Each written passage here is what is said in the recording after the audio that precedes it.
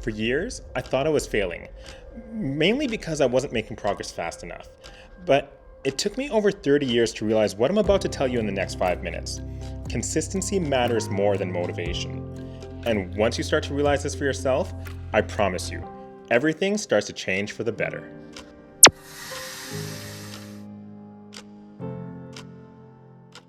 I used to think that faith grew through feelings. I thought that strong faith meant that I was feeling close to God all the time. What I've learned is that faith is built on presence, not just emotion. Some seasons, faith feels like routine. Sometimes you even feel disconnected. In fact, I remember one time at church with my family during a moment of prayer, we were praying for others, and then we moved into the Lord's Prayer. And honestly, at that moment, I felt empty. Not because it wasn't meaningful, but it was because I had said those words a million times before, and I honestly just was zoning out. I showed up, but my mind was not there. I was thinking about too many other things. Faith isn't just built on emotion, it's built on presence, being in the moment as well. And that same lesson showed up even louder when I became a parent.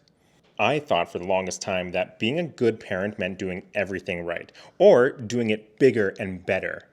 In reality, it means being consistently present. Just a few months ago, one of my sons asked if we could watch the movie The BFG together. At first, I told him no. I mean, I had a lot of work to finish, I needed to focus. But then I saw the look on his face, and I had to ask myself, was this work really more important than this moment?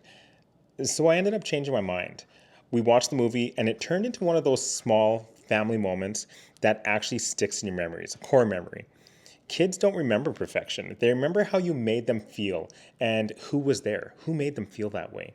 This truth doesn't just apply to parenting, it actually applies to every relationship we care about. I know I'm not alone when I talk about thinking that strong relationships are built on big moments and grand gestures, especially romantic relationships. But if you think about it, the trust that's more important to relationships, that's built in the ordinary moments. I'm talking about listening, having patience, having forgiveness, showing up for people even when it's inconvenient. When my wife and I were younger, before kids and before marriage, life felt simpler. We had more time, we had fewer responsibilities, we had more freedom. Now, I'm not complaining, but life is just fuller. It's also heavier. We have more plates to carry, there's more stress, more responsibility. But what we've learned is that the best relationships require intention.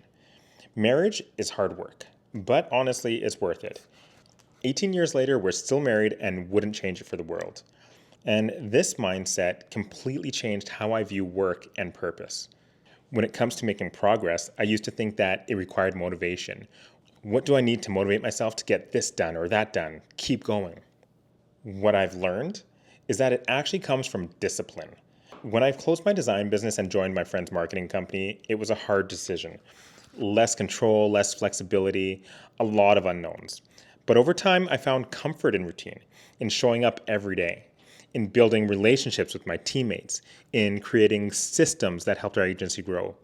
It gave me balance again, and it allowed me to truly turn work off at home. And that allowed me to be present. That consistency that was built through routine helped me progress more than motivation ever could have. When you lose motivation, you start to falter. But consistency makes sure that you're always building, even when you don't feel like it. And finally, this might be the lesson that I wished I learned the earliest.